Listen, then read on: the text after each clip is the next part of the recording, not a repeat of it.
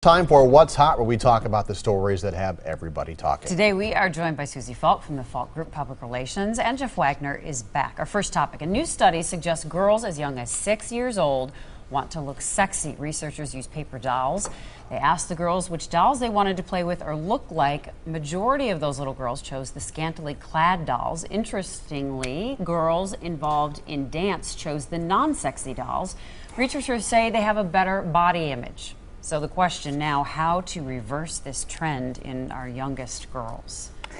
We celebrate this culture that celebrates sex appeal, and these girls are looking at these celebrities and these pop idols. I could name a few singers that are under the age of 18, and they're very scantily dressed, and a lot of these 6, 7, 8-year-olds are going to the concerts and they want to emulate what they see on the big stage. And you know, it's up to the parents, I believe, to get involved and to explain, you know, where and when it's appropriate to dress like that. I personally don't let my daughter go to those concerts, but there will be an age where she'll insist, and when she's old enough, I'll let her go. Does a parent run the risk in saying no that they're going to cause their child to rebel and do this behind their back? It depends on the kid. You know, I mean, boy, we're right in the middle of this. I've got a young teenager, and it's a she, and she goes off to high school next year. And I have this conversation with fellow women in the neighborhood every single day. And it's like, what's right, what's wrong?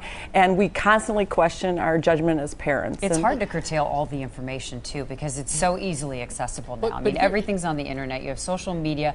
This is happening so early. I mean, when I was 6, it was like I want to play cops and robbers. I wasn't thinking about boys. I mean, see, that's my question. I mean, is this new? Because my guess is... It's just younger. Well, my guess is you ladies played with like Barbie dolls and stuff, and that's kind of like the, you know, I mean... But it goes beyond that. We didn't dress like Barbie, and we certainly weren't trying to get operations to look like Barbie, and these girls want to look like... I think they're just so saturated now with everything. I mean, it's everywhere, and that's causing it to happen younger. Well, I will tell you this. I watch some of this junk TV, like the toddlers and tiaras, or like the dance moms and stuff, and you see, you know, what parents are doing to some of these little kids, and it's just...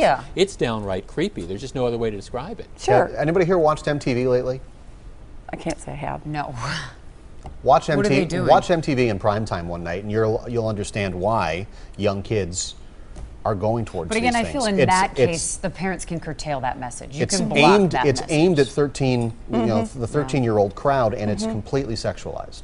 Yeah. Of course, this is 6-year-olds that we're talking about, too, so it starts that young, I guess. It does, and you know, they don't go through the awkward years either. That's the other thing. We look at these girls, and they go from 6 to 18, and there's no awkward years. There were a whole lot of awkward years I got pictures of.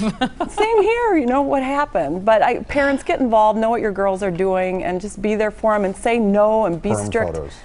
I never had a perm.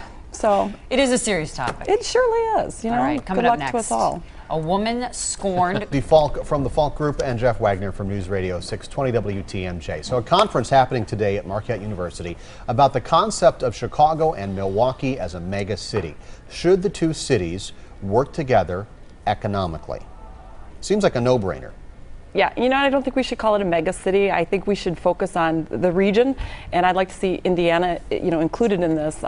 Back in March, the Office for Economic Cooperation and Development, which is a Paris-based organization that came out of I think it was the Marshall Plan, came and did a big report assessment on what's happening regionally, and they pointed out the assets, and they talked about ways of collaborating on economic development. And what they determined was there's so many government entities, like 2,000 some between Chicago and Milwaukee and the regions in between, that it's next to impossible right now to really focus on improving the economy and attracting businesses. So I think right now we've got too many governmental bodies that are going to be fighting. It's too competitive right now. I think we should find ways of working together, but I think it's going to take some time. Well, let's have a reality check here. This is the city of Milwaukee that's fighting selling Waukesha water, for goodness sake. So now we're going to have this overall plan of regional cooperation. I mean, I agree with you, Susie, if you can talk about some consolidation and doing it where it makes sense.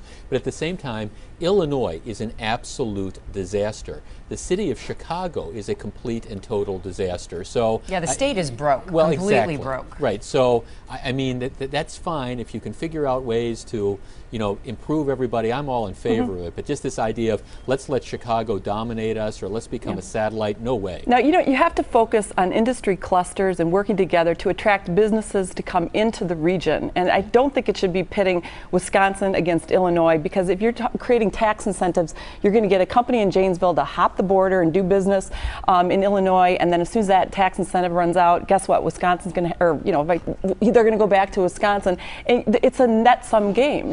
I think you have to work regionally to attract business to come in. You got to focus on your key industries. There are 8 million people sitting just south of that state line. If there were a way that we could incentivize it, that Racine and Kenosha, you can get really quickly from them to downtown, come up here, live a little cheaper than you can in the suburbs of Chicago, and still be downtown in a half hour to 40 minutes. That's a no-brainer. There's a lot of great industries. There's biotech, there's green technologies, Chicago, there's transportation. Yeah, the northern suburbs of Indiana are kind of blended into the whole Chicago area, because a lot of them make that commute be the same idea. That state line doesn't exist. Yeah. It's a transportation hub, too. You think about where we are located geographically compared to the rest of the country, and we are in a transportation hub, and we should capitalize on that, All right, we got a third Indiana topic. included. I'm breaking. Go ahead. A house for sale in Oregon is getting a lot of attention. Sign out front says, husband left us for a 22-year-old. House for sale by scorned, slightly bitter, newly single owner. We love this home. You will too. What do you think about this? I think she's making lemonade from lemons is what I think in this case. More power to her. Look at, we're talking about this house. Her ex knows about it. Her ex knows that this is out front. She's not, or that this is up. The kids don't know about it. Apparently, they're pretty young still. I think it was creative. Good for her. I do too. She built a whole website. She'll get some sympathy bids. Well, she's figured out a way to stand out. I mean, in the crowded marketplace, there's no question about that. I think the guy is lucky that she's only putting a sign up on the house as opposed to her grabbing like a firearm and changing him from a rooster to a hen. So I think he's probably lucky. Give her the house, split the dough, move on. Yeah, sounds like she got a bad deal on this one. Susie? Let's talk about economic development. She wants to go back to